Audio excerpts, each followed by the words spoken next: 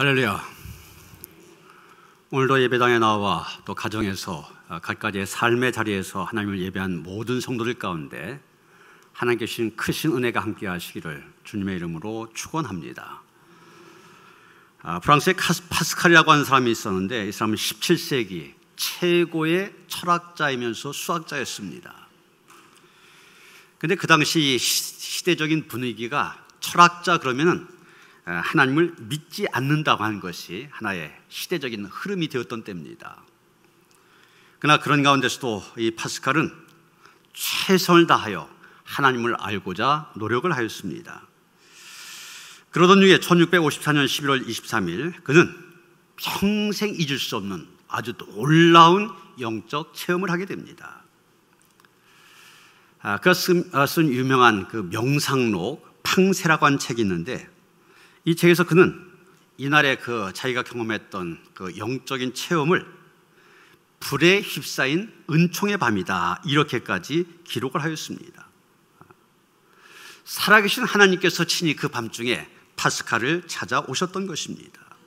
그래서 그를 만나 주셨고 비로소 그는 하나님을 하나님으로 알 수 있게 되었습니다. 파스칼은 이날의 체험을 바탕으로 하나님을 알게 된 다음에 하나님을 가리켜서 숨어 계신 하나님이다 이렇게 이름을 지었습니다. 이 이성을 갖고는 인간의 머리를 가지고는 알 수가 없고 오직 하나님이 계시해 주셔야만 알 수 있는 하나님이다. 그래서 숨어 계신 하나님 그렇게 부른 것입니다. 그러면서 또 얘기한 것이 그 숨어 계신 하나님을 알고자 할 때 태도를 바꿔야 된다 그렇게 얘기합니다. 왜냐하면 기독교 하나님은 철학자들의 하나님, 지식인들의 하나님이 아니라 아브라함의 하나님, 이삭의 하나님, 야곱의 하나님이기 때문입니다. 다른 말로 해서 하나님, 내가 공부하고 무엇을 배워서 알 수 있는 하나님이 아니라 경험을 통하여서 만남을 통하여서 알 수 있는 하나님이란 얘기입니다. 그래서 파스칼은 나는 생각한다 이런 이성 중심에서 나는 믿는다 신앙 중심으로 하나님을 알고자 노력을 하였던 것입니다. 오늘 본문 3절에 보면 시편 기자는 여호와가 우리 하나님이신 줄 너희는 알지어다 이렇게 말하고 있습니다. 그 무엇보다 중요한 것이 여호와를 아는 것이기 때문에 여호와를 알지어다 힘써 강조하고 있는 것입니다. 여러분 호세아 선지자도 보면 호세아 4장 6절에서 이렇게 말합니다. 내 백성이 지식이 없어 망한도다. 여기 지식이라고 하는 것은 하나님에 대한 지식이죠. 하나님을 알지 못하기 때문에 내 백성이 망한다고 했습니다. 그 다음에 6장 3절에 가서는 이렇게 강조합니다. 그러므로 우리가 하나님을 알지 못하면 망하기 때문에 우리가 여호와를 알자 힘써 여호와를 알자 이렇게 강조하고 있습니다. 요한복음 17장 3절에 보면 예수님께서도 영생은 곧 유일하신 참 하나님과 그가 보내신 자 예수 그리스도를 아는 것이라 이렇게 말씀하셨습니다. 여러분 우리가 왜 예수 믿습니까? 구원받기 위해서, 영생을 얻기 위해서, 천국 가기 위해서 우리가 예수 믿는 거 아닙니까? 이게 신앙생활의 목적입니다. 그냥 구원받는 것, 천국 가는 것, 영생하는 것 다 똑같은 말입니다. 그런데 그 영생이, 그 구원이 어떻게 주어지냐? 알물 통해서, 예수를 알물 통해서 우리에게 주어진다는 것입니다. 그래서 장로교 창성월자로 일컬어지는 존 칼빈은 하나님을 아는 것, 이것은 지식 중에 가장 고상한 지식이다 이렇게까지 얘기를 했던 것입니다. 고린도서 1장 9절에 보면 사도 바울은 말합니다. 너희로 하여금 모든 신령한 지혜와 총명에 하나님의 뜻을 아는 것으로 채우게 하라. 하나님을 아는 것으로 채우게 하라고 얘기하고 있습니다. 여러분 우리가 예수를 믿게 되면 우리 안에 여러 가지의 변화가 일어납니다. 그 여러 가지 변화 중에 하나가 아는 일에 변화가 생긴다고 하는 거예요. 전에 알지 못했던 것을 알게 됩니다. 전에 잘못 알았던 것들을 제대로 알게 됩니다. 다시 말해서 새로운 알미 생기기 시작한다는 겁니다. 그리고 우리의 믿음이 깊어지면서 그 알미의 폭이 넓어집니다. 더 많은 것을 알게 됩니다. 알미의 깊이가 깊어집니다. 더 깊이 있게 알게 되는 것입니다. 여러분, 이 골로새 1장 바울의 기도하는 내용을 기록하고 있는데, 바울은 뭐라고 기도하느냐? 이 골로새 교인들이 예수 믿으면서 하나님을 더 알게 해달라, 그렇게 기도하고 있습니다. 믿음이 깊어지면서 하나님의 뜻을 더욱 깊이 알게 해달라, 그렇게 기도하고 있습니다. 하나님을 아는 일이, 하나님의 뜻을 아는 일이 우리의 신앙생활에 그만큼 중요하기 때문입니다. 그럼 우리가 하나님에 대해서 알아야 되는데, 하나님에 대해 알아야 될 것이 무엇입니까? 오늘 본문을 통해서 세 가지를 우리가 생각해 보자 합니다. 첫째로 우리가 알아야 될 것은 여호와가 우리의 하나님이라는 사실입니다. 여호와가 우리의 하나님이시다. 그럼 무슨 뜻입니까? 다른 신은 하나님일 수 없다는 것입니다. 우리 성경은 여호와가 우리 하나님이신 줄 너희는 알지어다, 그렇게 번역하고 있는데, 히브리어 원어 성경 그대로 직역하면 이런 뜻입니다. 여호와 그분이 하나님이시다. 여호와 그분이 하나님이시다. 출애굽기 14장 18절에 보면 이런 말씀이 나옵니다. 내가 바로와 그의 병거와 마병으로 말미암아 영광을 얻을 때에야 애굽 사람들이 나를 여호와인 줄 알리라 하시더니, 애굽 사람들이 여호와를 하나님으로 알 때가 온다고 하였습니다.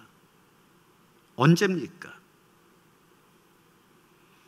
이스라엘 백성들이 출애굽할 때 앞에는 홍해의 바닷물이 가로막고 있고 뒤에는 애굽의 용감한 군사들이 쫓아오고 있습니다.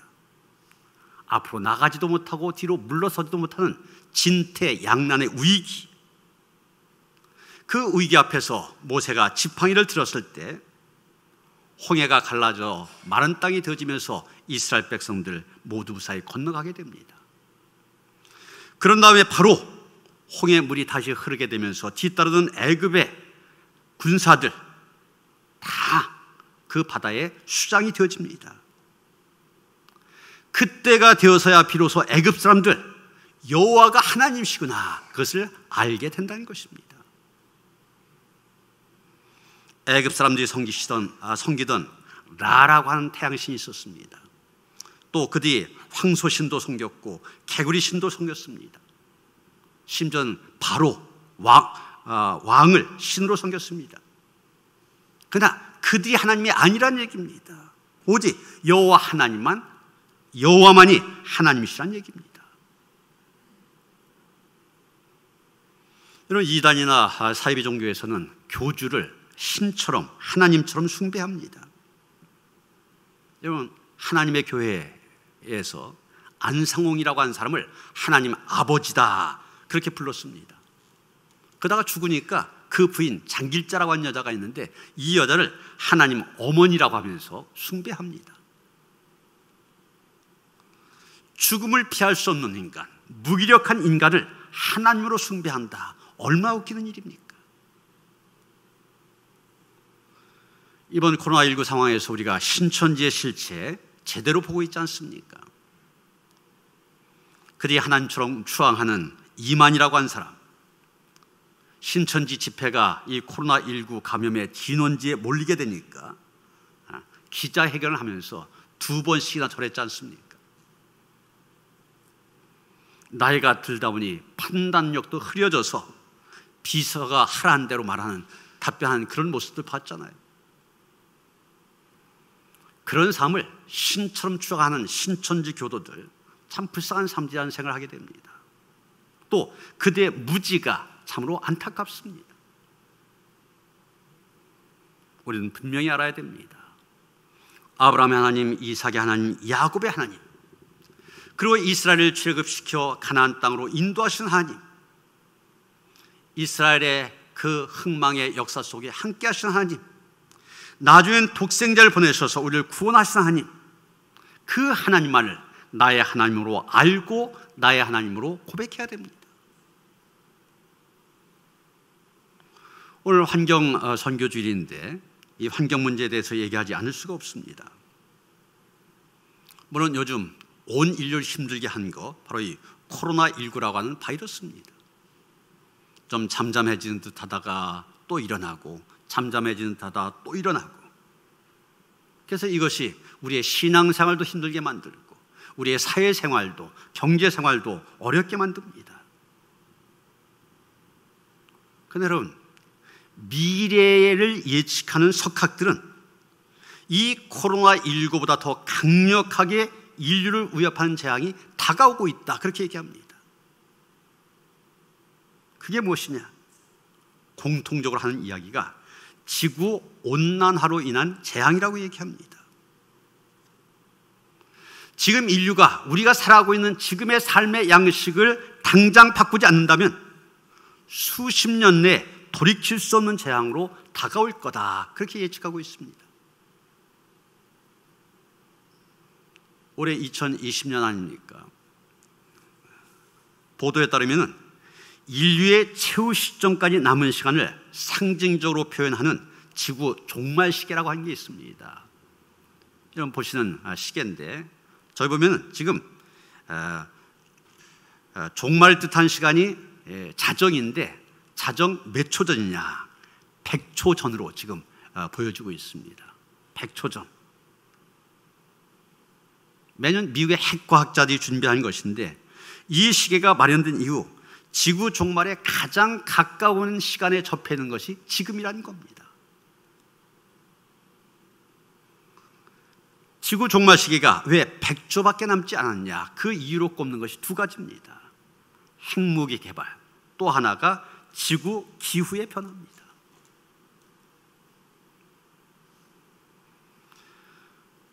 이 지구 기후가 왜 이렇게 재앙 수준으로 바뀌어졌느냐? 왜 지구 온난화를 가져왔느냐? 그것은 무분별한 개발, 그리고 제국 문명의 영향이라 그렇게 말합니다. 그래서 인류의 문명이 시작되기 전 이 지구상의 이 숲이라고 하는 것이, 숲이 전 지구의 3분의 1이었습니다. 3분의 1이 숲으로 있었는데 지금은 얼마냐? 10분의 1밖에 남지 않았다는 겁니다. 숲이 없어지면 사막화가 가속화될 수밖에 없습니다. 이 사막이라고 하는 것은 생명이 살 수 없는 곳입니다. 이런 사막이 자꾸 늘어나간다고 하는 것, 결국 인류의 종말을 가져올 수밖에 없다는 겁니다. 우리 교회가 매년 고난주간 금식 헌금과 또 이 녹색 가게에서 모여진 기금을 이 몽골 사막화 방지를 위해서 보냅니다. 이 몽골이라는 나라가 지금, 이 몽골이 원래 이 초원의 나라 아닙니까? 근데 몽골 전 국토의 50% 이미 사막화가 되어졌고 90% 사막화가 진행이 되고 있다고 그래요. 그래서 나무를 심어서 그 사막화를 막자, 그래서 우리가 보내는 겁니다. 가만히 생각해 굉장히 심각해. 그런데 정작 인류는 어떻습니까? 인류의 운명이 달린 환경과 생태 문제, 여기엔 별로 관심을 갖지 않습니다. 그저 전쟁, 이데올로기, 정치, 혁명, 이런 것에만 관심을 갖고 있다고 하는 것입니다. 결국 환경 문제, 우리가 신앙적으로 보면 하나님께서 창조주 되심을 거부하는 일입니다. 그리고 내가 주인이다, 그래서 나를 위해서 자연을 훼손하고 자연을 개발하고, 여기에서 결국 환경 문제가 생긴 것입니다. 그러기에 이 세상 만물을 주인이 되신 하나님께 돌려드릴 때 환경의 문제도 극복할 수 있고 인류가 자연과 더불어 살아가는 공존의 세상을 만들어갈 수 있게 된 것입니다. 오늘 말씀을 따르면 여호와가 하나님 되심을 인정한 것이 바로 환경 문제를 해결하고 이 지구가 살아남을 수 있는 길이 된다는 얘기입니다. 둘째로 우리가 알아야 할 것은, 그는, 즉 하나님은 우리를 지으신 자시오 우리는 그의 것이라는 사실입니다. 시편 기자는 여호와가 하나님이신 이유가 무엇이냐? 그분이 우리를 만드셨기 때문이다. 그렇게 말하고 있습니다. 저와 여러분을 만드신 분이 바로 여호와이시고 그분이 바로 하나님이십니다. 하나님 우리를 창조하신 창조의 하나님이시고 우리는 그분의 창조로 지음받은 피조물들입니다. 하나님은 하나님이 창조하신 이 세상 우주 만물을 통하여 그것을 통하여 하나님을 알만한 것을 보여주셨습니다. 로마서 1장 20절에서 바울이 얘기한 게 바로 그겁니다. 창세로부터 그의 보이지 아니한 것들, 곧 그의 영화하신 능력과 신성이 그가 만드신 만물에 분명히 보여 알려졌나니 그러므로 그들이 핑계하지 못할지니라. 하나님께서 분명히 보여주셨다 했어요. 알게 해주셨다 그랬어요. 시편 19편 1절에 보면 하늘이 하나님의 영광을 선포하고 궁창이 그의 손으로 하신 일을 나타내는도다 이렇게 말하고 있습니다. 하늘을 통하여서도 궁창을 통하여서도 우리가 하나님을 알 수 있게 된다는 것입니다. 이런 하늘이나 궁창뿐만이 아닙니다. 우리 몸을 한번 가만히 생각해 보세요. 우리 인간의 몸, 우리의 육체 가만히 생각하면 얼마나 신비롭게 만들어졌는지 모릅니다. 여러분 우리 몸에 세포가 몇 개나 되는지 아십니까? 100조가 된다고 그래요. 100조 개. 조하면은 어느 정도 상상이 안 가죠.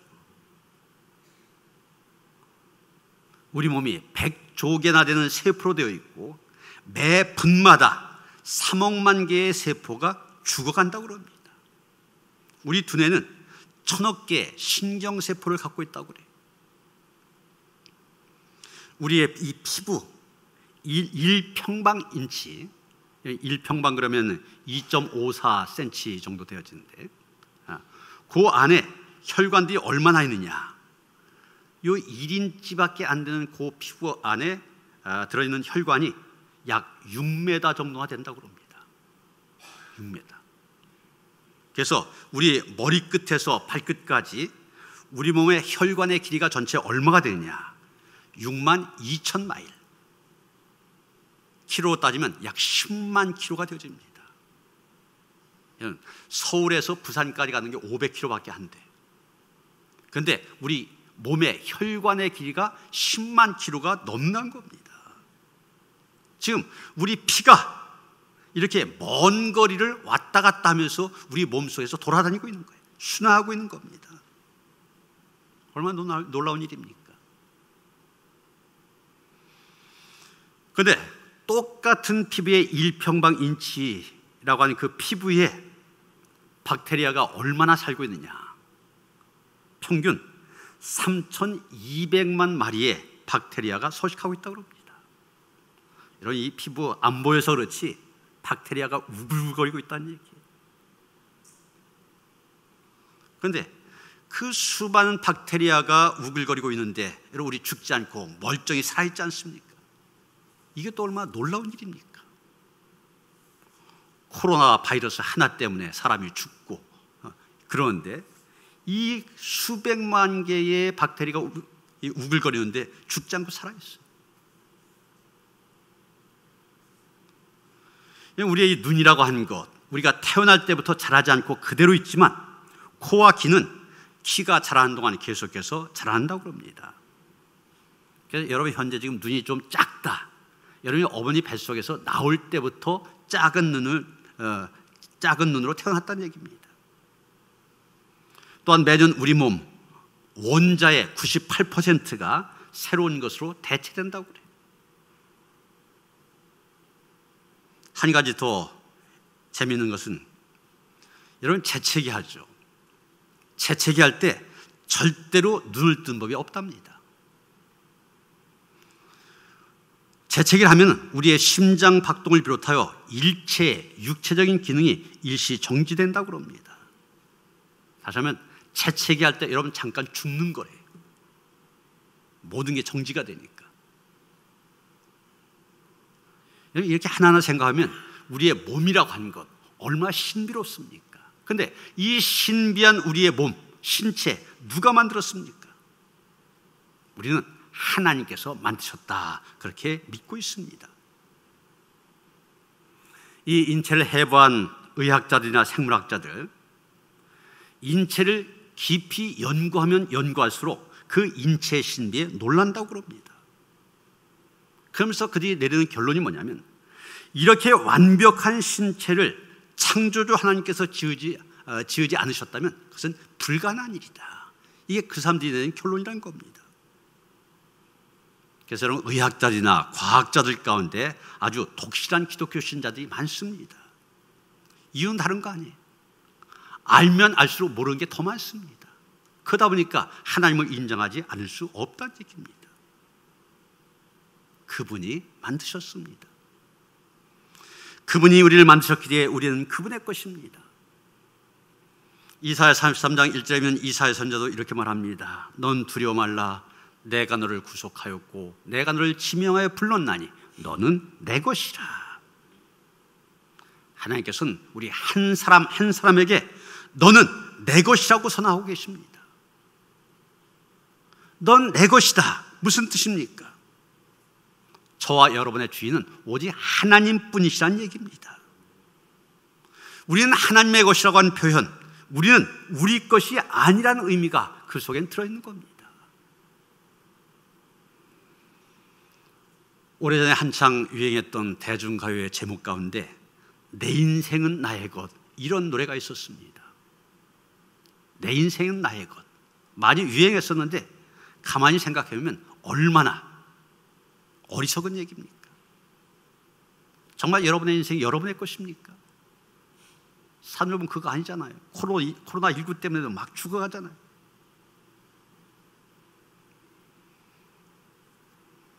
이사야 43장 1절에서 너는 내 것이라고 말씀하신 하나님, 그 뒷절에 보면 이렇게 말합니다. 내가 물 가운데를 지날 때 내가 너와 함께 할 것이라. 강을 건널 때 물이 너를 침몰하지 못할 것이며 내가 불 가운데를 지날 때 타지도 아니할 것이요 불꽃이 너를 사르지도 못하리라. 하나님이 약속을 주셨습니다. 너는 내 것이라 하신 다음에 이 말씀을 주셨습니다. 무슨 얘기입니까? 너는 내 것이라고 한 말씀은 내가 너를 철저히 책임지겠다, 이런 약속의 말씀입니다. 하나님이 나를 책임지신다. 내 생명과 내 가는 길, 내 일생 하나님이 책임져 주신다. 그러기에 나는 그분의 것이다. 얼마나 힘이 된 말씀입니까? 세계가 겪고 있는 이 코로나19 상황에서 많이 힘들어하시는 분들, 너무 상황이 어렵고 힘들다 보니 정말 하나님 계신 건가? 하나님 어디 계시냐? 이런 의심이 들 수도 있습니다. 그러나 여러분, 오늘의 본문인 시편 100편 역시 이스라엘 백성들 아주 극심한 고난 가운데 있을 때 주신 말씀을 기억하시길 바랍니다. 오늘은 어느 곳에 천막을 쳐야 되나? 오늘은 어느 곳으로 가서 양떼들에게 풀을 뜯어먹게 해야 되나? 이런 여러 가지 사막의 고단함과 힘이 든 그런 상황, 지칠 대로 지쳐있는 그런 역경 속에 있는 그들에게 하나님께서는 너는 내 것이라 말씀하시면서 그들에게 힘을 주십니다. 유대인의 지혜서라고 부르는 탈무드에 보면 이런 말씀이 나옵니다. 하나님께서 우리의 눈을 만드실 때, 여러분 우리 이 눈동자 되게 흰자가 많지 않습니까? 그런데 그 흰자의 맨 가운데 검은 동자를 만드셨습니다. 그런데 하나님께서 이 많은 부분을 차지하는 흰 동자를 통하여서 사물을 보게 하시는 것이 아니라 아주 조그만 검은 동자를 통하여서 앞에 있는 사물을 보게 만드셨습니다. 왜 그렇게 만드셨느냐? 탈무드가 이것을 영적으로 이렇게 해석하고 있습니다. 너희 현실이 아무리 어둡다 할지라도, 너의 인생이 눈동자와 같이 캄캄하다 할지라도 낙심하지 말아라. 절망하지 말아라. 오히려 그 어둠을 통해서 밝은 미래를 볼 수 있느니라. 여러분, 어두운 현실 속에서도 절망할 수밖에 없는 현실 속에서도 너는 내 것이라 하나님의 음성을 들으시길 바랍니다. 그 음성, 그 말씀 붙잡으시길 바랍니다. 그것 때문에 우리는 소망 가운데 나아갈 수 있게 된 것입니다. 셋째로 우리가 알아야 될 것은 우리는 그의 백성이요 그의 기르시는 양이라는 사실입니다.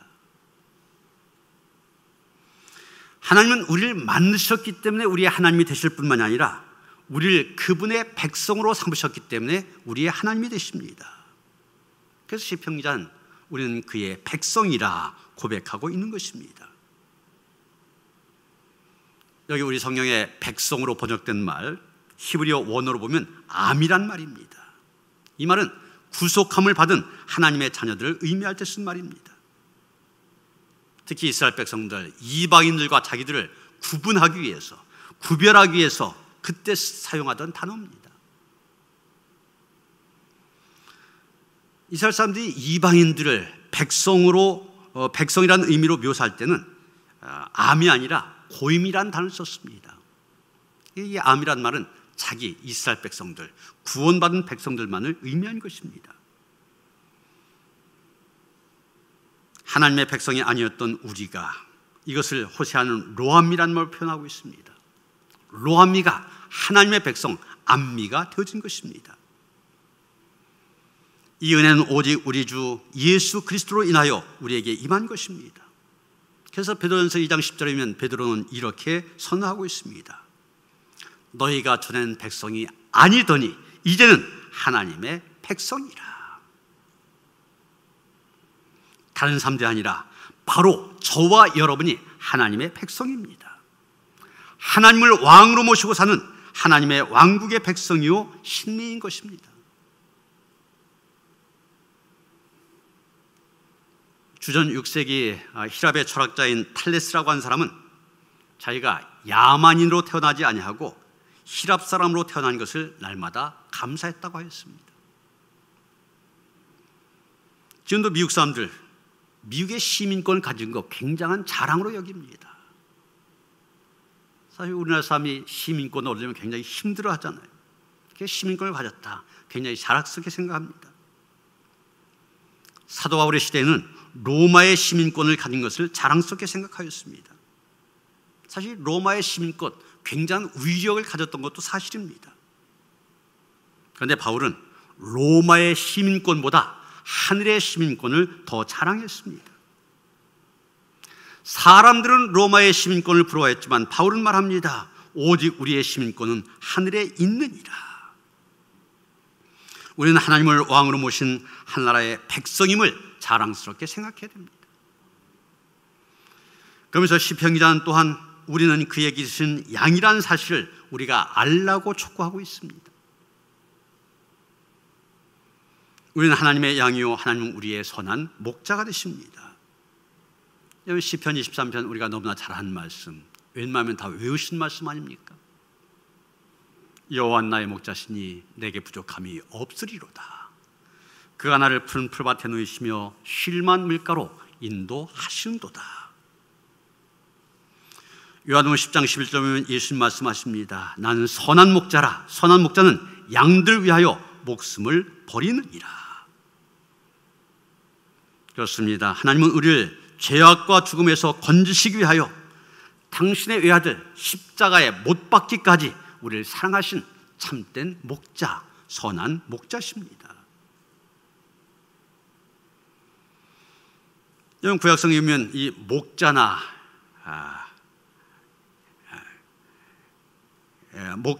그 양을 돌보는 사람, 번역된 히브리어는 보켈이라는 말입니다.